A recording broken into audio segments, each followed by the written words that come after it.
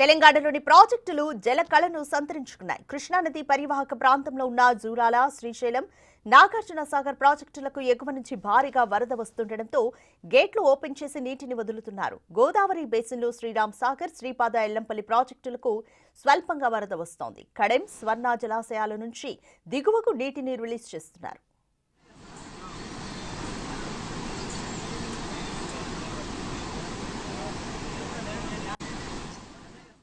శ్రీశైలానికి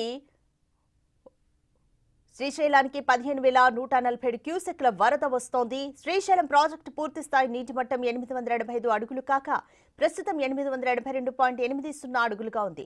పూర్తిస్థాయి నీటి నిల్వ 215.8070 టీఎంసీలు కాగా ప్రస్తుతం 203.4290 టీఎంసీలు ఉంది.